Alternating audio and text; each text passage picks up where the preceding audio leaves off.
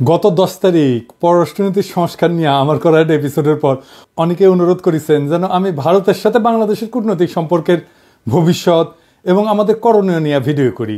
আপনারা জানেন আমার গুরু খলিল ভাই, উনিও আমাকে ইমেলে তার যে মতামত জানাইছেন সেইখানেও তিনি বলছিলেন যে ভারতের সাথে কূটনৈতিক সম্পর্ক নিয়ে আমি সেইখানে কথা বলি নাই আগের এপিসোডে। ভারতের কূটনীতি বোঝা কোনো জটিল বিষয় না, কিন্তু আমার বুবু কাটাল রানী হাসিনা এই সহজ বিষয়টাকে আমাদের কাছে জটিল করে তোলার চেষ্টা করেছেন। অবশ্যই এটা ভারতেরই বুদ্ধি। তিনি নাকি ভারতকে যা দিচ্ছেন তা তারা সারা জীবন মনে রাখবে, তাই না? হ্যাঁ, দেখেছেন তো কি দিছে আর আমরা কি পাইছি তা আজকে দেখব। এই ভিডিওটা শুধু আমাদের সরকারের জন্য না, কূটনীতিকদের জন্য না, বরং কৃষক, ছাত্র, জনতা সহ বাংলাদেশের সকল নাগরিকের জন্য গুরুত্বপূর্ণ। কেন? কারণ আমাদের একমাত্র শত্রু হইল ভারত। জি না, আমরা একা তাকে শত্রু জ্ঞান করি না, তারাও আমাদের শত্রু বলেই মনে করে। এই শত্রু শত্রু খেলা তারাই শুরু করেছে, আমরা শুরু করি নাই। এটা আমার অনুমান না, আজকে প্রমাণ করবো এবং সবাইরে জানাবো প্রমাণ সহকারে। না হইলে বিপ্লবকে ব্যর্থ করার যেসব চেষ্টা ভারত করবে তা মোকাবেলা করা আমাদের দিয়ে সম্ভব হবে না। গত 16 বছর হাসিনা যেভাবে আমাদের সরকারের সব দপ্তরে ভারতের স্থানীয় দালালদের ঢুকাইতেছে, তাতে আমাদের জন্য নতুন করে সব ঢেলে সাজানো ছাড়া কোনো গতি নাই। যাই হোক, অনেক কথা আছে, তাই চলেন প্রথমেই দেখে নিই ভারতের কূটনীতিক দর্শন কি বলে। তারা কিভাবে আমাদের দেশটাকে দেখে, তারা কিভাবে কূটনীতিকে দেখে, কূটনীতি তাদের কাছে কি। ভারতের কূটনীতিতে চাণক্য, কৌটিল্যকে তাদের মন্ত্রগুরু বলে মনে করে। এই কৌটিল্য হলো খ্রিস্টপূর্ব 300 শতাব্দীর দিকে ভারতবর্ষের রাজা চন্দ্রগুপ্ত মৌর্যের প্রধানমন্ত্রী। তিনি রাষ্ট্র পরিচালনার উপর একটা বই লিখেছিলেন অর্থশাস্ত্র নামে। এই বইটা প্রায় দ্বাদশ শতাব্দী পর্যন্ত প্রাচীন ভারতে ব্যবহার করা হইতো। তবে ভারতে মুসলিম সাম্রাজ্যের বিস্তারের পর থেকে এই বইটা কেউ আর খুঁজে পাই নাই। মুসলমান শাসনকর্তারা ভারতের প্রাচীন ফিলোসফিকে জয় বাংলা করে দিছিল। যাই হোক, পরে 1905 সালে আবার সবার অজানা এই মাস্টারপিস ভারতের একজন কৃষক উদ্ধার করছিল এবং একজন সাধারণ ব্রিটিশ সেই বইটা ভারতে সংরক্ষণ করার ব্যবস্থা করে। আর বর্তমানে এই অর্থশাস্ত্র, কৌটিল্যের অর্থশাস্ত্র ভারতের প্রধানমন্ত্রী মোদী, পররাষ্ট্রমন্ত্রী জয়শঙ্কর থেকে শুরু করে অনেক নতুন পুরানো নেতার রাজনৈতিক আদর্শে পরিণত হয়েছে। ভারত আবার কৌটিল্য ইকোনমিক কনক্লেভ করার মাধ্যমে এই দর্শন সবার কাছে খাওয়াইতে চায়, দেখাতে চায় এটা আমাদের অরিজিনাল জিনিস, বুঝছাও? এটা ইন্টারেস্টিং গল্প বলি এই কৌটিল্য প্রসঙ্গে। চন্দ্রগুপ্ত মৌর্যকে কৌটিল্য মানে তার প্রাইম মিনিস্টার সামান্য পরিমাণে খাবারের সাথে একটু একটু করে আর্সেনিক মিশাই দিত, মানে সে বিষ যেটাকে বলে। কেন? উদ্দেশ্য ছিল যে একটু একটু করে বিষ খাওয়াইলে তার শরীরে বিষের বিরুদ্ধে একটা প্রতিরোধ ক্ষমতা গড়ে উঠবে, যাতে শত্রুরা তাকে বিষ প্রয়োগে হত্যা করতে না পারে। এটা কিন্তু খুব সাইন্টিফিক, কারণ আধুনিক চিকিৎসা বিজ্ঞানও মিথ্রিডাটিজম বলে একটা শব্দ আছে। এর মাধ্যমে অল্প অল্প মাত্রা বিষ গ্রহণ কইরা বিষের প্রতি প্রতিরোধ ক্ষমতা গড়ে তোলা সম্ভব। ঠিক যেভাবে অ্যান্টিবায়োটিক রেজিস্ট্যান্স হয় না ব্যাকটেরিয়ার, জীবাণুর, ওই রকম আর কি উঙ্কা। তো কথিত আছে যে একবার চন্দ্রগুপ্ত মৌর্যের রানী দুর্ঘটনাক্রমে ওই খাবারটা একটু খেয়ে ফেলে, আর্সেনিকযুক্ত খাবার।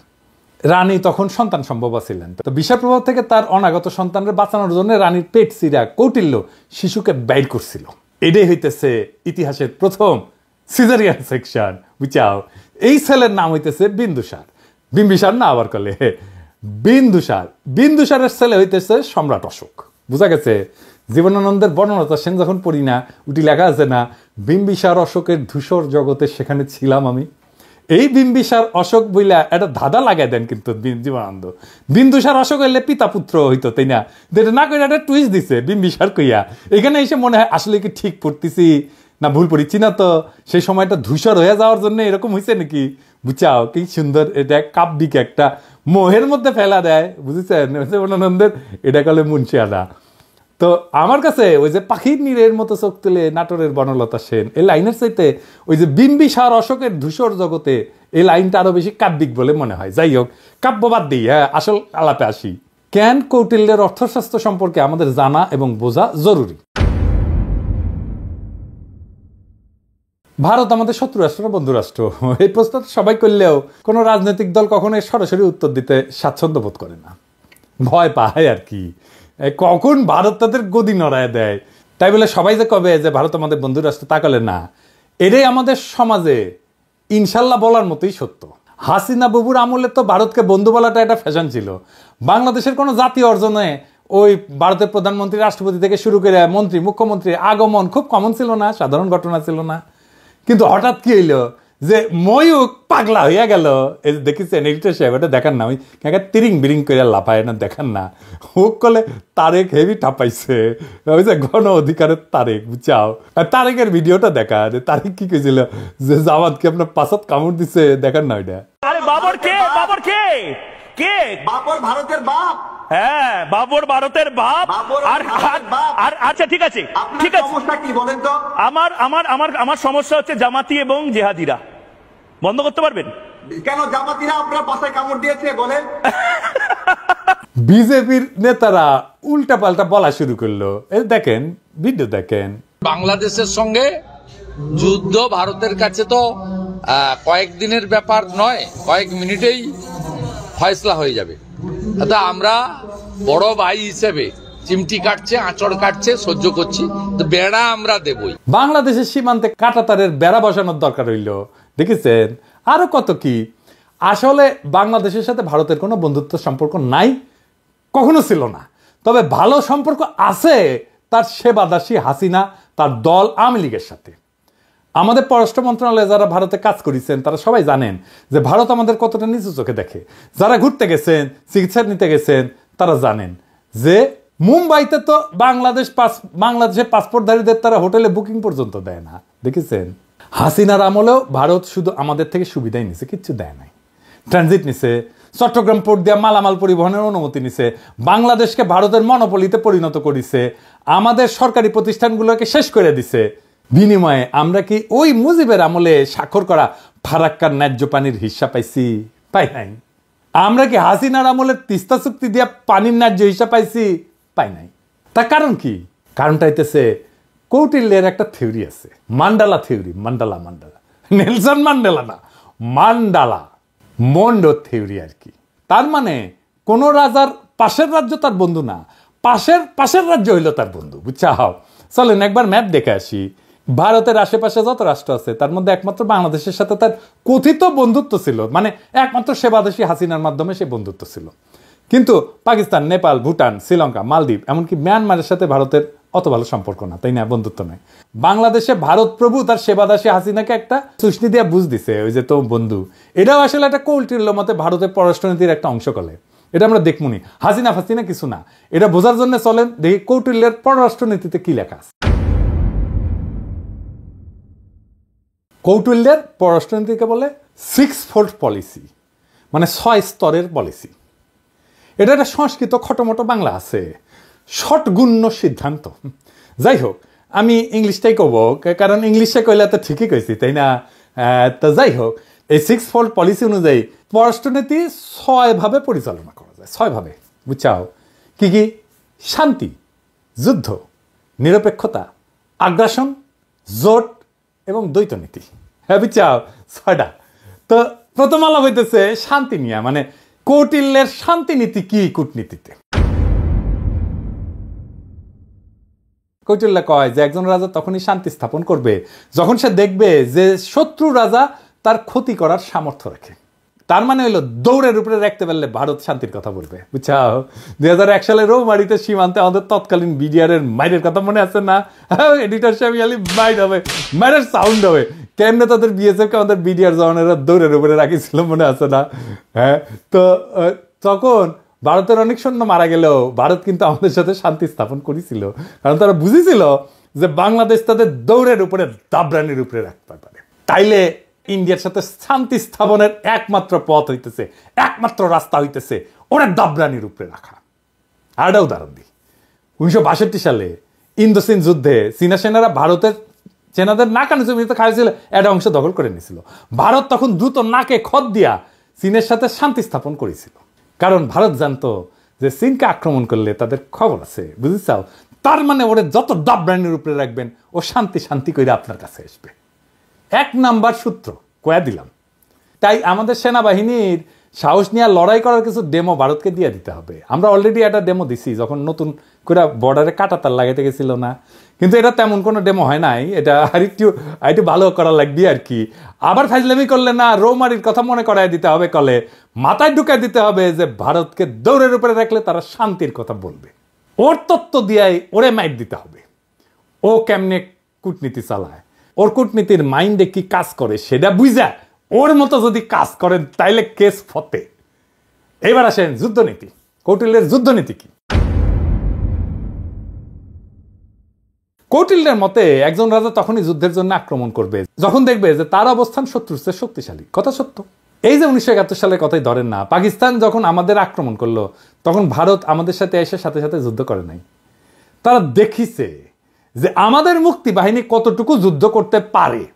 যখন মুক্তি বাহিনী আমাদের পাইরা ফেলাইছে না পাকিস্তানি বাহিনীদের, যখন দেখেছে যে মূল কাম সাইরা ফেলাইছে, তখন 3রা ডিসেম্বর 71 সালের মুক্তিযুদ্ধের শেষের মাত্র 13 দিন আগে যৌথ কমান্ড গঠন করিয়া মুক্তিযোদ্ধাদের ক্রেডিট নিয়ে বাংলাদেশকে স্বাধীন করিয়া দেওয়ার ক্রেডিট নিয়ে নিছে।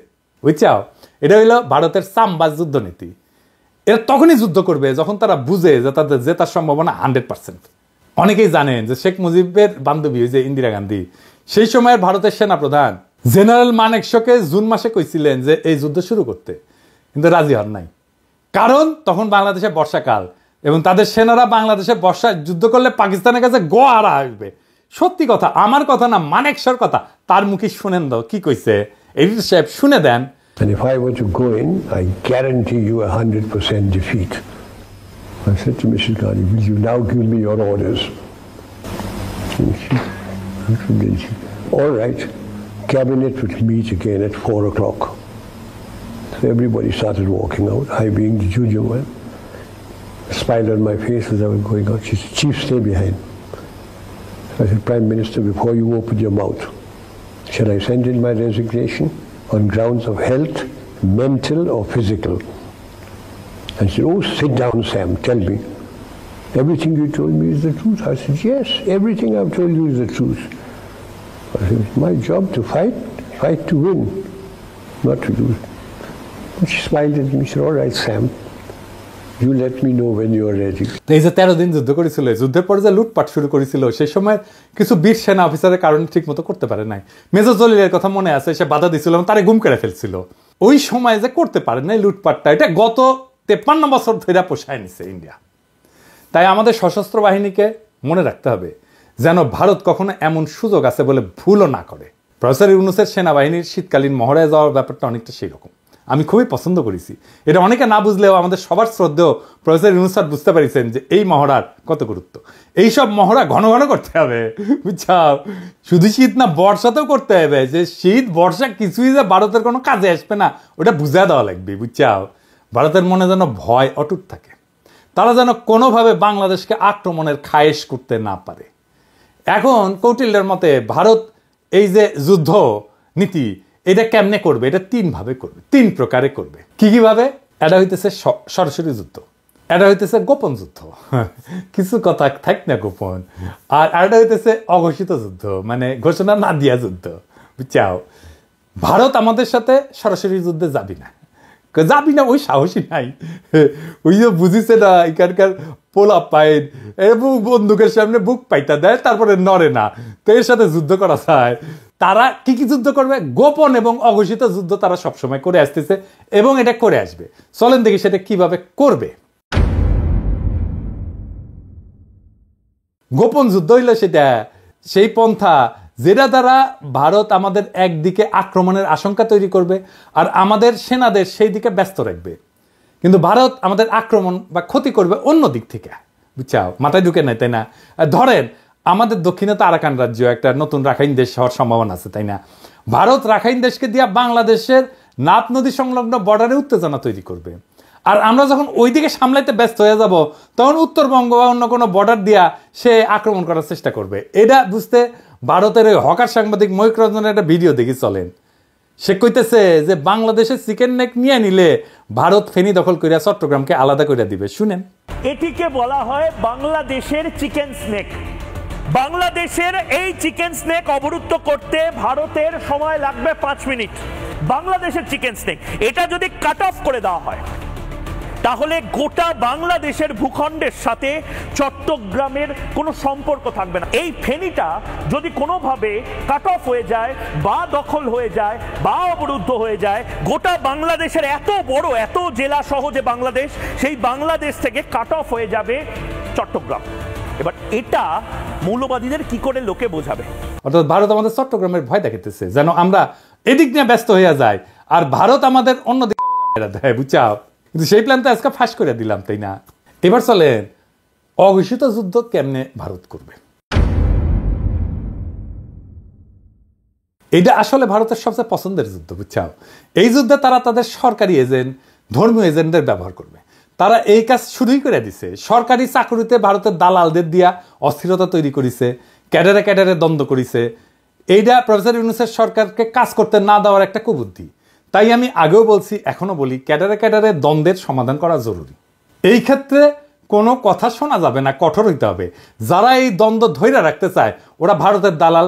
সবার অধিকার এবং প্রাপ্যতায় সাম্য দরকার। তারপর যদি আমলারা যদি কাজ ঠিক মতো না করে তাহলে পাছায় লাথি দিয়া চাকরি থেকে বের করে দেন। আমি গত ভিডিওতে তো পররাষ্ট্র অফিসারদের সুযোগ সুবিধার কথা কইছিলাম, তাই না? প্রশাসন ক্যাডার মনে হয় আমার উপর মাইন্ড করেছে যে দাদা তো ওদের কথা কইলে আমাদের কথা কিছুই কয় নাই। হ্যাঁ, এবার বুঝেন কেন বলছি। যতদিন ক্যাডার ক্যাডার দ্বন্দ্ব থাকবে ততদিন আমাদের সার্বভৌমত্ব ভারতের আগ্রাসী নীতির হাতে পরাজিত হওয়ার সম্ভাবনা থাকবে। এটা তো আমরা হতে দেব না, তাই না? তবে সুযোগ সুবিধা পাওয়ার পর আমার কূটনীতিক সহ 25 ক্যাডারের ভাই বোনেরা যদি কাজ না করেন আর ভারতের সামসামি না ছাড়েন তাইলে আপনাদের কলে খবর আছে, কইয়া দিলাম, বুঝছেন? আমি যখন ধরি না তখন কিন্তু কচ্ছপের কামড় দিয়া ধরি। আর একটা উদাহরণ দিই, ওই যে চিন্ময় প্রভুপাদের কথা মনে আছে না? ওরে দিয়া ভারত সুন্দর একটা গেম সাজাইছিল করলে যেন হিন্দুরা এই সরকারের বিপক্ষে কাজ করে। সাথে ভারতের কিছু বেতনভোগ বাংলাদেশি দালালও ছিল, ওই যে প্রথম আলো, তার দিল্লি স্টার, এটা আছেই। কিন্তু স্যার সেই ওকে আসার মেরে দিচ্ছে ভালো করে। একইভাবে দিল্লির সাতপন্থীদের দিয়া ধর্মপ্রাণ মুসলমান তাবলিগের সদস্যের মধ্যে মারামারি সৃষ্টি করছেন, সেটাও আমরা সামলাইছি করলে। এইরকম আরো আসবে, কিন্তু এখন আর লাভ হবে না, কারণ সবাই বুঝে গেছে যে ভারত কিভাবে এই কাজটা করে বা করবে। এইটা ভারতের অনেক প্রিয় মেথড, কিন্তু প্রিয় পদ্ধতি। ভারত আগেও তাই করেছে। 1975 সালে শেখ মুজিব জয় বাংলা করে দেওয়ার পরে ভারত আমাদের পার্বত্য চট্টগ্রাম এলাকায় শান্তি বাহিনীকে ফান্ড করেছিল, ট্রেনিং দিছে, তারপরে অশান্তি সৃষ্টি করেছে। আরে হারামজাদা কাদের সিদ্দিকী ওরে আশ্রয় দিচ্ছে। আদের সিদ্দিকী তার বাহিনী নিয়ে বাংলাদেশের ভিতরে আসে আক্রমণ করিত, এবং কাদের সিদ্দিকীর বাহিনীর সাথে আমাদের সেনাবাহিনীর যুদ্ধ হইতো। কিন্তু অনেকে গলে বীরুত্তম খেতাবও পাইছে, এবং আমাদের অনেক অফিসার মারা গেছে, সৈনিক মারা গেছে। আর এই হারামজাদা রাজনীতি করিচ্ছে, ওর তো এখন জেলে থাকা উচিত। আবার দেখেন, ওই যে শেখ মুজিব জয় বাংলা হওয়ার পরে যে শান্তি বাহিনীকে ফান্ড করেছিল না ইন্ডিয়া, আবার যখন কাঁঠাল রানী 1996-তে ক্ষমতা এসেছে তখন ইন্ডিয়া আবার ওই সমস্যার সমাধান করে দিচ্ছে 1997 সালে, যেন আওয়ামী লীগ বাহবা পায় আর বাংলাদেশ তাদের হুকুমের দাসী হাসিনা দ্বারা পরিচালিত হয়। একই কাজ তারা শ্রীলঙ্কায় করেছে তামিল হিন্দুদের নিয়ে, নেপালে করেছে মাওবাদীদের নিয়ে, পাকিস্তানে বেলুচিস্তানেও একই গল্প। বাংলাদেশে যেন তারা এই কাজ করতে না পারে সেই দিকে লক্ষ্য রাখতে হবে। বর্ণ, গোত্র, ধর্ম নিয়ে যারা লাভ দেবে, ঝামেলা করার চেষ্টা করবে, ইসলামকে বাংলাদেশে বিতর্কিত করার চেষ্টা করবে, এরা সবাই ভারতের দালাল, এটা মাথায় রাখতে হবে। এবার দেখি কৌটিল্যের নিরপেক্ষতা কূটনীতি কি। কৌটিল্য কাছে যদি কোনো রাজা মনে করে যে তার শত্রু রাষ্ট্রের ক্ষমতা তার সমান এবং এই ক্ষমতার সাম্য তাদের পারস্পরিক ক্ষতি হইতে বিরত রাখে, তবে রাজা সেই রাজ্যের প্রতি নিরপেক্ষ থাকে। মজার কথা মানে হইল, ভারত যদি মনে করে বাংলাদেশ তাদেরকে জয় বাংলা করে দিতে পারে যে কোনো সময়, তাইলে ভারত আমাদের সাথে নিরপেক্ষ আচরণ করার সিদ্ধান্ত নেবে। এই ধরেন 5ই আগস্টের পর আমরা যখন ইলিশ দেওয়া বন্ধ করেছিলাম তখন ভারতের বাহাদুরি কিন্তু শেষ হয়ে গেছিল। তো ওরা তখন আমাদেরকে তেল দিয়া, কালারানির প্রতি প্রেম কিছুটা বিসর্জন দিয়া আমাদের থেকে ইলিশ নিচ্ছে, আমরা দিছি। যদিও এই সিদ্ধান্তটা আমাদের অনেকে পছন্দ হয় নাই, কেননা আমরা সেই সিদ্ধান্ত বুঝে নিছি কিনা জানি না। তবে এখন এইসব চাল আমাদের বুদ্ধি করে চলতে হবে। ভারতকে বুঝাই দিতে হবে যে 1971 সালে আমাদের সহায়তা করার প্রতিদান অনেক গুণে আমরা দিছি। এখন আমরা আমাদের ন্যায্য পাওনা আদায় না করে আপনাদের কিছু দিব না। আর একটা উদাহরণ দিই, 2008 সালে যখন মুম্বাইতে আক্রমণ হয় না, ওই যে তার দায় কলে ভারত পাকিস্তানকে দিছিল, অনেক হম্বিতম্বি করেছিল, কিন্তু তারা পাকিস্তানে কোনো সামরিক আক্রমণ চালায় নাই। এর কারণ হইল পাকিস্তান একটা নিউক্লিয়ার শক্তি, ওরে আক্রমণ করলে ভারত জয় বাংলা হয়ে যাবে, এটা ভারত বুঝে, তাই তারা হাক ডাক দিয়া চুপ ছিল। বুঝা গেছে ব্যাপারটা? শক্তিতে সমান সমান টক্কর দিতে হবে, টক্কর দেওয়ার ক্ষমতা, আমার টক্কর দেওয়ার ক্ষমতা আছে, এইটা বুঝাই দিতে হবে। এবার আসেন কৌটিল্যের আগ্রাসন নীতি। কৌটিল্যের দর্শন মোতাবেক একজন রাজা যখন নিজের শক্তি বৃদ্ধি করে তখন সে শত্রু রাজ্যকে আক্রমণের প্রস্তুতি নেয়। এটা কিন্তু ভারত খুবই মানে হইল যে এটা ভারতের পছন্দের একটা মেথড, এইভাবে সে মাপে অন্যরে।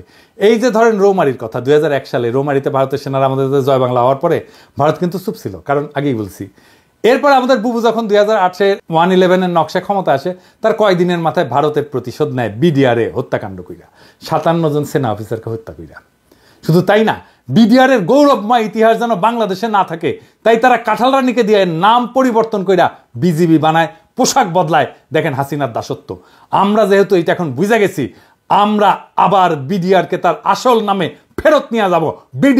বিডিআর নামে পরিচিত হবে, তাদের আধুনিক অস্ত্র দেব, ফেরায় দেব তাদের গৌরবের ইউনিফর্ম।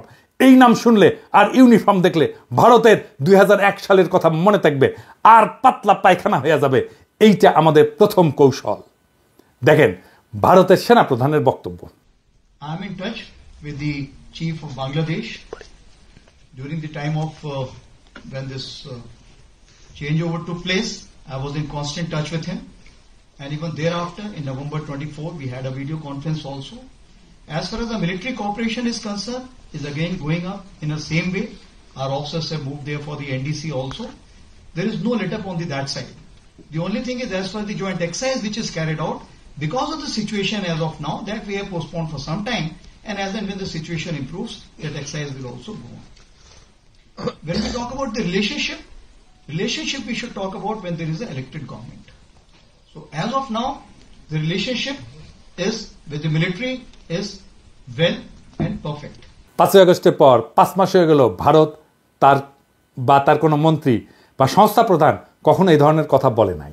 আমি আমার আগের ভিডিওতে বলছিলাম যে ভারতের প্ল্যান মোতাবেক সব চলতেছে, এবং এই প্ল্যান মোতাবেক চালাইতেছে ভারতের আরেক সেবাদাস ওয়াকার। আমার কথা অনেকেই বিশ্বাস করেন নাই, অনেকেই আমাকে কইছেন ওয়াকার একটা বিপ্লবের শক্তি। এখন দেখেছেন তো, এখন দেখেন ভারতের সেনা প্রধান বলে তার সাথে নাকি অন্তর্বর্তীকালীন সরকার গঠনের পুরা সময় জেনারেল ওয়াকারের সাথে যোগাযোগ ছিল। অর্থাৎ ওয়াকার সাহেব যখন রাজনৈতিক নেতাদের নিয়ে অন্তর্বর্তীকালীন সরকার গঠনের চেষ্টা করতেছিলেন, তখন তিনি নিয়মিত ভারতের সেনা প্রধানের সাথে যোগাযোগ রাখতেছিলেন। রাষ্ট্রদ্রোহী কাজ করছেন তিনি।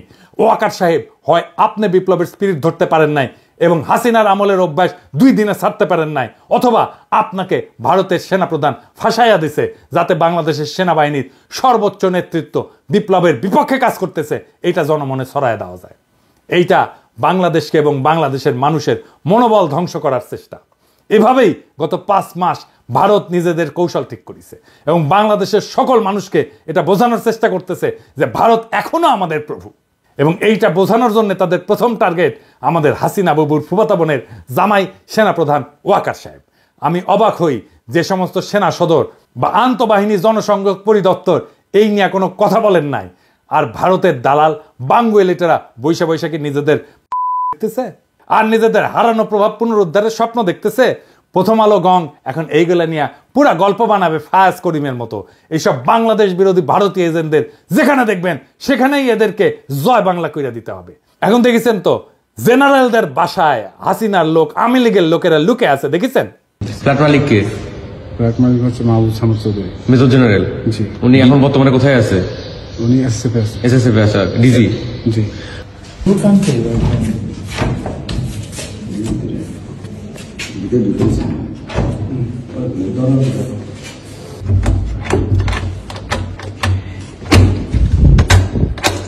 এক্সকিউজ মি, কেউ যদি থেকে থাকেন আসেন, কথা বলেন, বের হন, নাহলে আমরা কিন্তু দরজা ভাঙতে বাধ্য হব। আপনারা যদি ভিতরে কেউ থেকে থাকেন একটু কাইন্ডলি একটু কোঅপারেট করে বের হন, নাহলে আমরা কিন্তু দরজা ভাঙতে ইয়া করবো।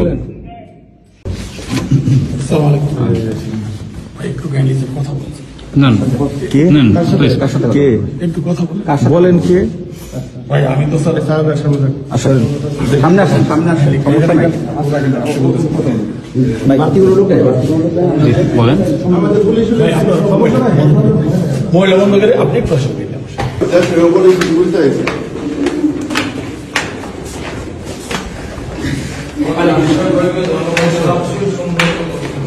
তো এখন কি করা লাগবে আমাদের এই সেনাবাহিনী নিয়ে?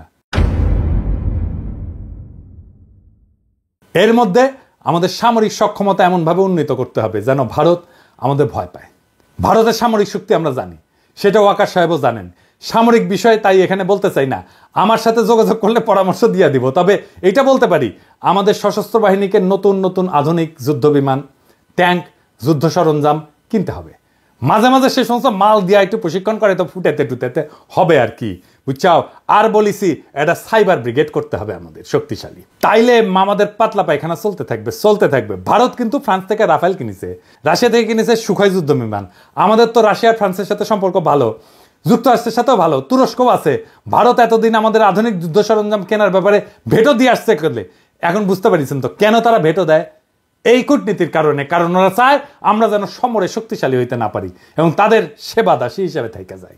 এরপরে আসেন কৌটিল্যের কূটনীতিতে জোট নীতি কি। কৌটিল্য বলে দিছে যে যখন রাজা যুদ্ধ করবে না তখন সে অন্য শক্তিশালী রাজ্যের সাথে জোট গঠন করবে এবং নিজেকে সেই শক্তিশালী রাজার হাত থেকে নিরাপদ রাখবে। ভারত কিন্তু এই কামটাও ঠিক মতো করে, মানে কৌটিল্যকে মাইনে চলে আর কি। এই যেমন ধরেন ভারতের সামরিক সহযোগিতার সম্পর্ক আছে রাশিয়া, ইসরায়েল আর যুক্তরাষ্ট্রের সাথে। এই তিন দেশ চাইলে যে কোনো সময় ভারতকে জয় বাংলা করে দিতে পারে। আবার লক্ষ্য করলে দেখবেন যে এই তিন দেশের সাথে যাদের শত্রুতা, ভারত কিন্তু তাদেরকে শত্রু মনে করে। এই তিন দেশের কমন শত্রু হইল মুসলিম দেশগুলা। ভারত এদের সাথে সন্ধি করার মানে হইল ভারত এদের সাথে মিলা মুসলিম বিরোধী শক্তি গঠন করতে চায়। ভারত এইসব দেশ থেকে সমরাস্ত্র কেনে, এদের সাথে মিলিটারি তথ্য আদান প্রদান করে। আমরা হয়তো ইসরায়েলের সাথে সম্পর্ক করতে না পারলেও বাকি দুই দেশের সাথে পারবো, সেই অবস্থা আমাদের আছে। আবার কাঁঠাল রানী যেইভাবে আমেরিকার সাথে সম্পর্ক খারাপ করেছিল তাতে এটা পরিষ্কার যে হাসিনা ভারতের নীল নকশা বাস্তবায়ন করেছে যেন বাংলাদেশের সাথে আমেরিকার সম্পর্ক ভালো না থাকে। আমরা এদের সাথে সম্পর্কের পাশাপাশি চীন, পাকিস্তান, সৌদি আরব, ইরান, তুরস্কের সাথে সামরিক সম্পর্ক তৈরি করব। এরা কেউ ভারতের সাথে সন্ধি করবে না, কিন্তু আমাদেরকে এরা ভালোবাসে, ঠিক কিনা বলেন? আমাদের সাথে সন্ধি করবে। এই সন্ধিগুলা হইলে তখন দেখবেন যে জয়শঙ্কর বাবাজি আর অজিত দোভাল কিভাবে দৌড়ের উপরে থাকে। আমাদের সামরিক কেনাকাটাগুলা আমরা এইসব দেশ থেকে করব। আর আমেরিকা, রাশিয়াকে সাথে নিতে হবে। এরা কিন্তু হিসাবি দেশ, এদের থেকে সমরাস্ত্র না কিনলে এরা আপনাকে কোনো সাপোর্ট দিবে না। ভারতে রাফায়েল আছে, আমরা F-16 কিনতে পারি। আবার ফ্রান্সের রাফায়েল অথবা রাশিয়ার সুখয় কিংবা চীনের চেংদু J-10 চার্লি কিনতে পারি, তাই না? তবে ফ্রান্সের রাফায়েল কিনলে আমি এনে খুশি হমনি, তাই না? আমাকে এত আশ্রয় দিছে না ফ্রান্সের সরকার, ওদের কিছু করা লাগে না, আমাদের তো একটা দায়িত্ব আছে, কি বলেন? তো রাফায়েল কিনলে পিনাকি দাদা খুশি হয়ে যাবে নি, বুঝছাও? তো শুনেন, কেনা লাগবি না এখনই, খালি কেনার আলাপ শুরু করে দেন, দেখবেন ভারতের সীমান্তে কাঁটাতার বসানো থেমে যাবে। আমি গ্যারান্টি দিচ্ছি, লিখে দিচ্ছি, না হইলে আমার এসে কইেন। আলাপ শুরু করেন, খালি দেখেন তাদের রাষ্ট্রদূতের দৌড়াদৌড়ি শুরু করে দিবে ওই দেশে। তখন ওরাও ভারতকে তাদের ব্যবসার মধ্যে না আসার পরামর্শ দিয়ে বসায় দিবে। পাকিস্তানে আমাদের সামরিক কর্মকর্তাদের সফর একটা ভালো সংবাদ শুনলাম, তাদের থেকে J-71 যুদ্ধ বিমান কেনার আলাপ চলতেছে। বাংলাদেশ কিনলে তারা খুশি হবে। দক্ষিণ এশিয়াতে ভারত একটা সিপাই থাকবে। এইবার আসেন কৌটিল্যের দ্বৈত নীতি, এই জিনিসটা আবার কি? এটা সবচেয়ে মজার থিওরি। এটার মধ্যে একজন রাজা একই সময় একজনের সাথে যুদ্ধ আর একজনের সাথে সন্ধি, বুঝছাও? মানে হইলো ভারত একসাথে দুইটা যুদ্ধ করতে পারবে না, করবেও না, কখনোই না। দেখবেন যখন পাকিস্তানের সাথে যুদ্ধ খেলে তখন অন্য কারোর সাথে সেই খেলা দেখায় না। গত 16 বছর তো আওয়ামী লীগ ভারতকে বাম্পার সুবিধা করে দিছিল, বাংলাদেশ তো তাদের দখলেই ছিল, তাই না? ভারত নিশ্চিন্তে অন্যদের সাথে ঝামেলা করে গেছে। এখন তো সেই মজা আর নাই। এখন আমরা ভারতের শত্রু সকল দেশের সাথে আলাদা আলাদা করে সম্পর্ক তৈরি করব। আধুনিক বিশ্ব ব্যবস্থায় সম্পর্কের অন্যতম মাধ্যম হইল ব্যবসা এবং বাণিজ্য, এই সম্পর্ক জোরদার করা। এবার আসেন আমাদের ভারত নীতি কেমন হবে, কি দিয়ে আমরা ভারতকে সাইজ করতে পারবো, ওরা দৌড়ের উপরে রাখতে পারবো, প্রত্যেক দিন দাবরানির উপরে রাখতে পারবো। এটা আমাদের জানা দরকার না? আসেন দেখি। অনেকে মনে করে আমরা ছোট দেশ, ভারত ছাড়া আমরা চলতে পারবো না। আরামজাদা, চলতে পারি কিনা তুই দেখ আমাদের দায়িত্ব দিয়ে দেখ পারি কিনা। আমি প্রফেসর ইউনূসকে কইব যে আপনি অনতিবিলম্বে সার্কের কার্যক্রম চালু করেন। দরকার হলে বাংলাদেশ সম্মেলনের ডাক দিবে, আয়োজন করবে, এতে সকল দেশের সাথে বাংলাদেশের সম্পর্ক উন্নত হবে। ভারত আসতে যাবে না জানি, কারণ তারা পাকিস্তানের সাথে এক টেবিলে আলোচনায় বসবে না। আমাদেরকেই সুযোগটা নিতে হবে। এই জন্যেই আমরা ভারতকে ছাড়াই সার্কের কাজ শুরু করব। দক্ষিণ এশিয়াতে ভারতের মহাজনগিরি ছুটাই দিতে হবে। দক্ষিণ এশিয়াতে পাত্তা না পেলে ভারতকে আর কোনো দেশই পাত্তা দিবে না। ভারত নিজেদের অনেক বড় হ্যাডম ভাবে। দেখেন তাদের পররাষ্ট্রমন্ত্রী কি বলে। I think I'm 1/5 of the world's population.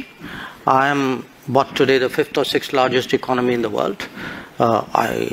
I mean, forget the history, civilization bit, everybody knows that. But I think I'm entitled to have my own side. I'm entitled to weigh my own interests, make my own choices. And my choices will not be cynical and transactional, but they will be a balance of my values and my interests. There is no country in the world which disregards its interests. SAARC চালু হইলে দেখবেন ভারতের পায়জামা ঢিলা হয়ে গেছে, ওর ফিতা খুঁজে পাচ্ছে না। সাথে আমরা অবজারভার হিসেবে নিব চীন, রাখাইন, এইসব দেশকে, তারা খুশি হবে। আফগানিস্তানকে নিব, রোহিঙ্গা সমস্যার সমাধানে নতুন গতি আসবে। আর ইন্ডিয়াকে আমরা বাস দিতেই থাকবো। আগে কইছিলাম যে ভারত তার কোনো প্রতিবেশী দেশকে বন্ধু মনে করে না।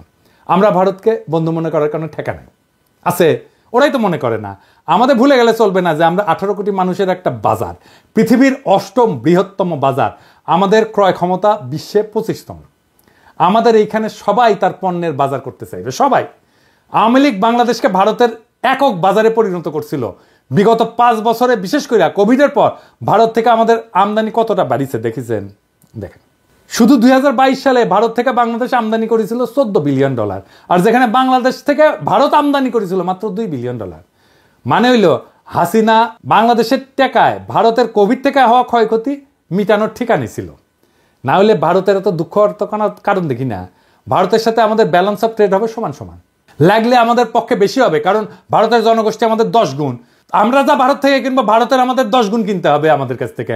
ভারত আমাদের থেকে সমান সমান আমদানি না করলে আমরা ভারত থেকে পণ্য আমদানি বন্ধ রাখবো। ভারত থেকে আমরা সবচেয়ে বেশি আমদানি করি তেল, তুলা, পশুখাদ্য, মোটরযান ইত্যাদি। এইগুলো আমাদের নিকটবর্তী দেশগুলো থেকে সহজে আমদানি করা সম্ভব। আমরা এই সেক্টরগুলোতে চোখ রাখবো। আর এই সেক্টরগুলোতে ভারত থেকে আমদানি বন্ধ না করা হইলে আমরা দরকার হলে রাস্তায় নামবো, আবার সংগ্রাম করব। মেসেজ ক্লিয়ার, ভারতের একচেটিয়া আমদানি বাদ। লাগলে চীন থেকে আমদানি হবে, লাগলে রাশিয়া থেকে আমদানি হবে। ওদের সাথেও ব্যালেন্স অফ ট্রেডের অবস্থা ভালো না। তবে ভারতের শত্রু আমাদের বন্ধু হইতেই পারে। আর আমাদের সাথে ফাজলামি করলে আমরা চীনকে দিয়ে ভারতের কান চুলকাইতে পারবো। তখন ভারত বুঝবে যে কৌটিল্য আমরাও বুঝে গেছি, বুঝছাও। আর বুঝেছেন তো, আমি তো কইছিলাম যে রাশিয়া থেকে ট্রাক কেনা লাগবে। এই যে দেখেছেন না ট্রাক কত সুন্দর, দেখেছেন? রাশিয়া থেকে ট্রাক কেনেন, ইন্ডিয়ার ট্রাক দিয়ে কি করবেন? দেখেছেন মুখে হাসি ফুটেছে। এই যে আমার ক্ষুদ্র ভাতারা খুশি হয়ে গেছে রাশিয়ার ট্রাক দিকে। তা আমাদের ভারত নীতি খুব সোজা। 1971-এর পর থেকে আওয়ামী লীগ যে যে চুক্তি করেছে ওইগুলো আমাদের পুনর্বিবেচনা করতে হবে। ভারত যদি কোনো চুক্তি না মানে তাহলে আমরা সব চুক্তি বাতিল করে দেব। ভারত বাংলাদেশের 64টা অভিন্ন নদীর একটা নদীতে যদি ঠিক মতো পানি না আসে তাহলে ভারতের ট্রানজিট বন্ধ করে দেওয়া হবে। সীমান্তে ওদের শাকসবজি কাঁচামাল যেন পয়সা নষ্ট হয়ে যায়। একবার এই কাজ করে দেখবেন ভারত কিভাবে সোজা হয়ে থাকে। আমরা যেভাবে হাসিনার রেমিটেন্স বন্ধ করে দিছিলাম না, ঠিক সেইভাবে ভারতের বাংলাদেশ থেকে উপরি কামাই যদি বন্ধ করে দেন তাহলে দেখবেন সোজা। ভারতে কেউ শপিং করবেন না, ভারতে কেউ চিকিৎসা করতে যাবেন না। ভারতের টিভি চ্যানেল বাংলাদেশে চালানো হলে বাংলাদেশের টিভি চ্যানেলগুলো ভারতে চালাতে দিতে হবে। আমাদের টিভি চ্যানেল টাকা দিয়ে কিনতে হবে ওদের। এই বাজার হারানোর ভয় ভারতের মধ্যে ঢুকলেই দেখবেন সব ঝরঝরা। সেদিন দেখলাম বাংলাদেশ সরকার ভারত থেকে 1137 কোটি টাকার ডিজেল কিনবে বলে সিদ্ধান্ত নিচ্ছে। কি আর করবো, কি আর বলবো, বুঝতে পারছি না। জুলাই বিপ্লবের পরে আমাদের প্রায় 2000 ছাত্রছাত্রী প্রাণ হারাইলো ভারতের সেবাদাসী হাসিনার পুলিশের গুলিতে। এখন আমাদের ডিজেল কেনার জন্য আর ভারত ছাড়া কারোর চোখে পড়ে না। তো এই জ্বালানি উপদেষ্টার সাথে আমার অনেক বন্ধু বান্ধব ওনারা সম্মান টন্মান করে, সেজন্য কিছু কইছিলাম না এতদিন। কিন্তু বুঝেন জ্বালানি উপদেষ্টা সাহেব, কামটা আপনি খুব খারাপ করেছেন। আপনারা ওয়ার্নিং দিলাম, ডিজেল কেনার জায়গা পান না আপনি। হ্যাঁ, আরো তো 6টা দেশ থেকে তো ডিজেল তেল কিনতেছেন। এই যে দেখেন তো ওই 6 দেশ থেকে ডিজেল কেনা যাইতো না কেন? ভারত থেকে তেল কেনার দরকার পড়লো? কুরকুরানিটা কই? জ্বালানি উপদেষ্টা সাহেব, আপনাকে জাতির সামনে এই প্রশ্নের উত্তর দিতে হবে।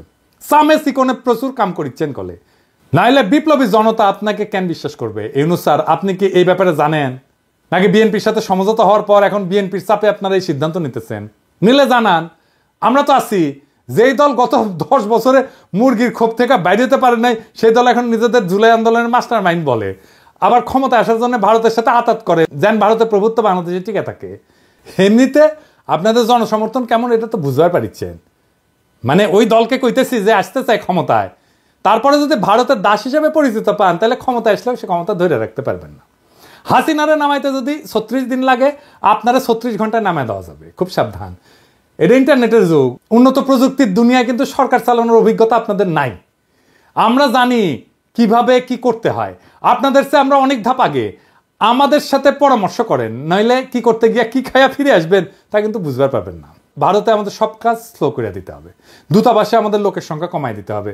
পররাষ্ট্র উপদেষ্টা এই জিনিসটা ভালো করে খেয়াল রাখবেন, ওই লোক দিয়ে আমাদের আসন্ন বন্ধু দেশের মিশনগুলোকে শক্তিশালী করেন। ভারত আমাদেরকে ভিসা না দিলে আমরা ভিসা দিব না, আমাদের দূতাবাসে আক্রমণ করলে আমরা ওদের শান্তিতে থাকতে দেবো না। ইউনুস স্যার তো ভদ্র মানুষ, আপনি না পেলে আমাদেরকে বলবেন, আমার ক্ষুদ্র ভ্রাতা এবং ভগিনীরা ভারতের পাশে আগুন ধরায় দিবে, লাগলে জায়গা মতো আগুন ধরায় দেব। আমাদের কোনো সরকারি কর্মকর্তা ভারতে প্রশিক্ষণে যাবে না। কেন যাবে না জানেন? আসেন বলি। কারণ এইসব প্রশিক্ষণ দেওয়া এতদিন ভারত আমাদের সব অফিসারদের প্রোফাইল বানিয়েছে, বুঝছেন?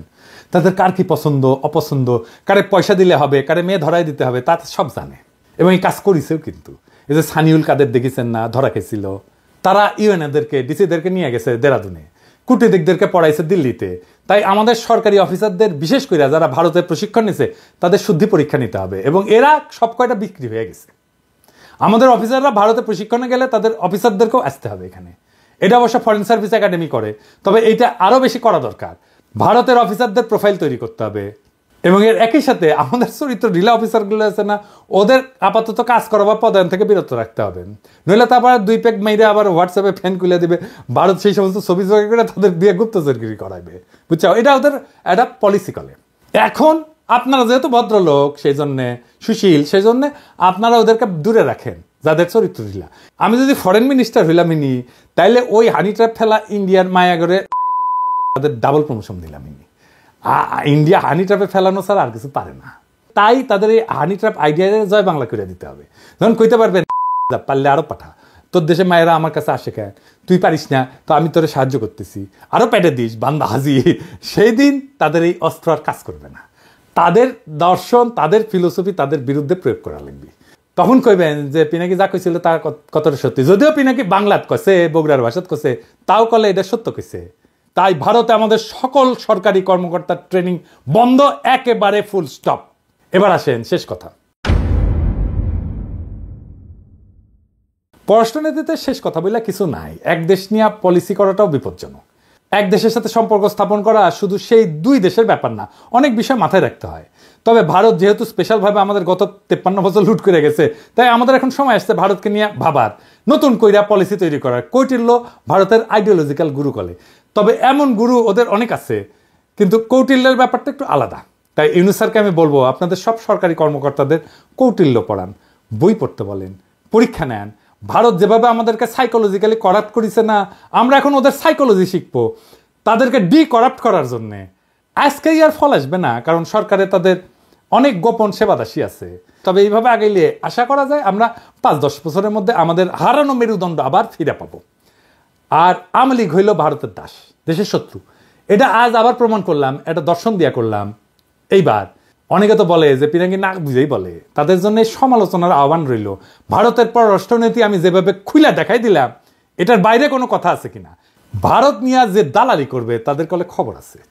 আপনারা সরকারি পদ্ধতি সামলান, আর আমি তাদের স্থায়ী সেবাদাসী প্রথম আলো আর ডেইলি স্টার দেখতেছি। এরাই মিডিয়াতে উল্টাপাল্টা লিখবে, মানুষকে ভারতের মুখাপেক্ষী করতে সব চেষ্টা করবে। আগাম কইয়া দিলাম আপনাদের প্ল্যান, চেষ্টা করে দেখেন, ফাল দিলে কলে খপ করে ধরবো, ধরে ফেলামো। জিয়াফতে এখন লোক হচ্ছে ক্যাঙ্কা, দেখেছেন? আজকে আয়োজিত হতে যাচ্ছে সামাজিক জিয়াফত। এই জিয়াফতের উদ্দেশ্য হলো শহীদ পরিবার, আহত সহযোদ্ধা এবং ছাত্র জনতাকে সম্মান জানানো। এই জিয়াফতে 5000-এর অধিক মানুষকে গরু জবাই করে খাওয়ানোর ব্যবস্থা করা হয়েছে। আমরা যদি চারপাশটা একটু দেখাই, আপনারা এই পাশটাই দেখেন কি পরিমাণ মানুষ এখানে স্বেচ্ছায় এসে উপস্থিত হয়েছে। তাদের উপস্থিতি প্রমাণ করে শহীদদের প্রতি সাধারণ মানুষের এবং আহতদের প্রতি সাধারণ মানুষের ভালোবাসা এবং আবেগ কতটা বেশি। বাড়ির সামনে কলে গরু ফেলামু আর জবদমু, গরু ফেলামু আর জবদমু, কাইন্দা কলে কুল পাবেন না, তখন আবার কয়েন না সাবধান করি নাই। ইনকিলাব জিন্দাবাদ।